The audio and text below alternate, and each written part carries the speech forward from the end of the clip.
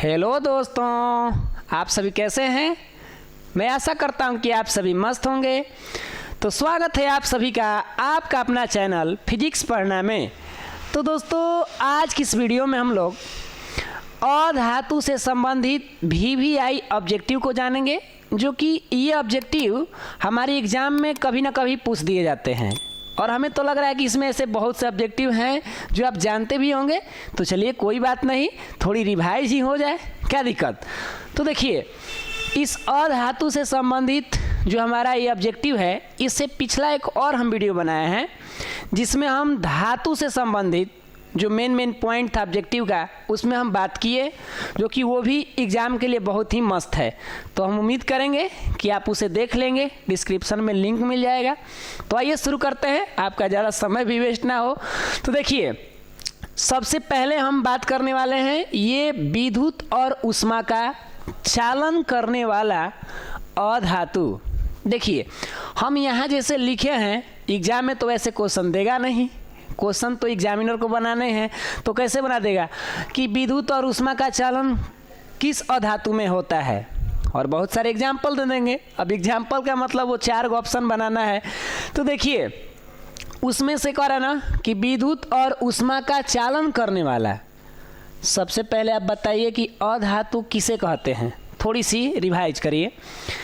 तो अधातु का मतलब कि जिसमें विद्युत और ऊष्मा का चालन होता ही नहीं है, साथ में इसमें चमक भी नहीं होता, कठोरता, तन्यता, ये सब का गुण नहीं पाया जाए, उसी को ही तो हम अधातु कहते हैं।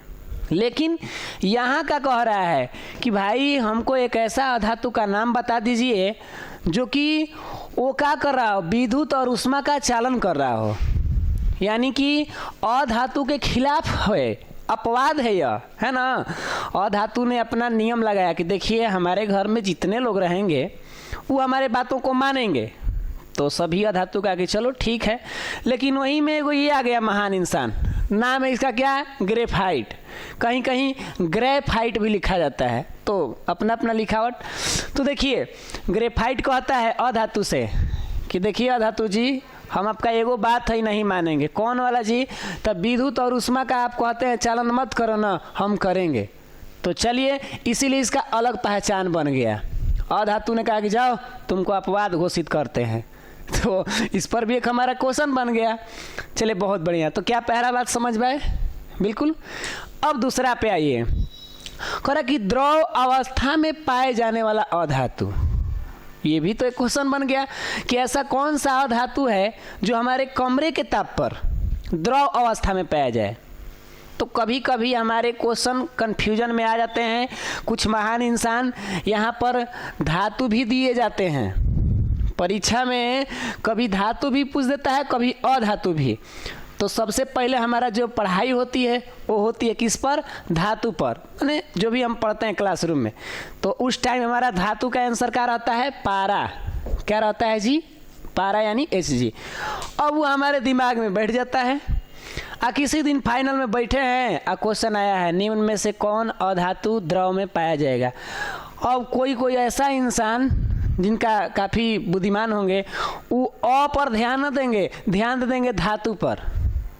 अब पहले के ऑप्शन में लिखा रहेगा पारा, हो सकता है बुलवाने के लिए। दूसरा में लिख देगा ब्रोमीन। जब मार के आ जाएंगे पारा, सेंटर से बाहर निकलेंगे तो कहेंगे कि क्या है भाई, तो लिखा है अधातु, इसका आंसर तो होगा ब्रोमीन। आंसर क्या होगा इसका, ब्रोमीन।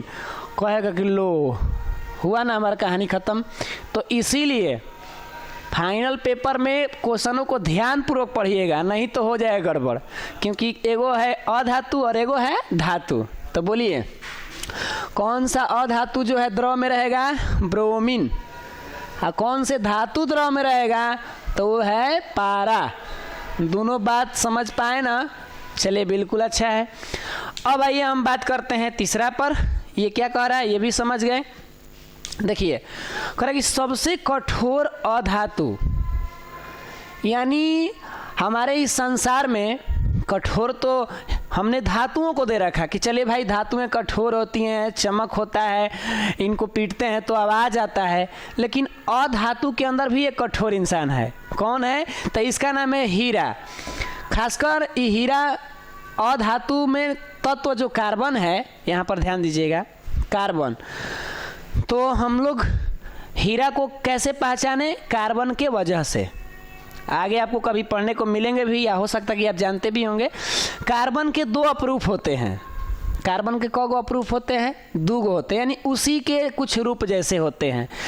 एक का नाम हमारा क्या है? ग्रेफाइट एजे है, और इसका दूसरा भैया एजे है हीरा।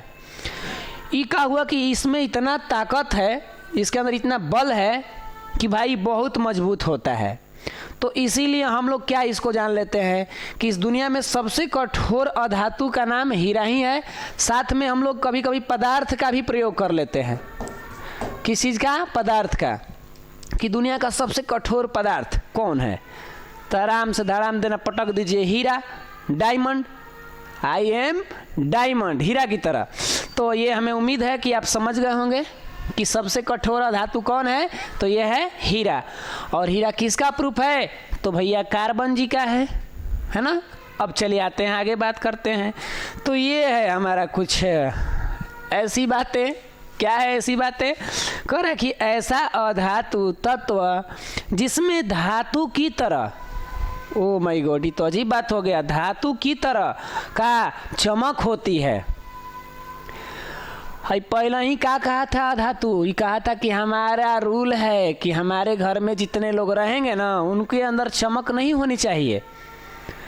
बेचारे सब बात तो मान रहे थे, यही में एगो दुगो आ गया। जैसे ले लीजिए आयोडीन, कहीं कहीं है जो है हो जाएगा, ग्रेफाइटो ले लेते हैं, कबो कबो हीरा पर भी आ जाते हैं। लेकिन हम मुख्य रूप से आयोडीन तत्व पर ध्यान देना है ना। ये सब तो भाई अपरूप न है, ग्रेफाइट, हीरा, लेकिन तत्व पर ध्यान दीजिएगा। अकेले अगर पूछ दिया कि एक ऐसा तत्व बता दीजिए जिसमें चमक हो जाए, तो इसको आंसर देना बड़ा उचित लगता है। आयोडीन का मतलब जो घर पर हम नमक खाते हैं उसमें आयोडीन की मात्रा होती है। और नमक क्या लगता है? कलवा जैसा दिखता है, नहीं ना। नमक तो चमकता हुआ रहता है, वाइट रहता है। तो इसीलिए क्या नमक धातु है कि अधातु है? बोलिए। तो वो तो है अधातु, और उसी के अंदर मिला रहता है आयोडीन तत्व, और ये भी चमकता है। तो बताइए है अधातु क्या कहेगा? कहेगा आयोडीन। तो हाँ, चलो निकलो, अपवाद में आ जाओ। काहे जी? तो हमने कहे थे ना कि चमक मत होना, ये चमक गया।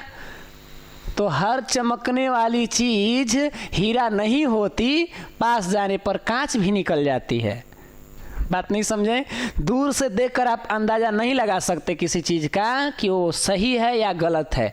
जब वहां पहुंचेंगे तब जाके आप अच्छे से उसका एनालिसिस करेंगे, तब पता चलेगा वो ये तो अलग निकल चुका है। इसीलिए हर चमकने वाली चीज के पीछे मत दौड़िएगा, ठीक है। तो यहाँ तक हमें लग रहा है कि समझ गए हैं सर ऑब्जेक्टिव। अब आइए एक और देखिए क्या लिखा है।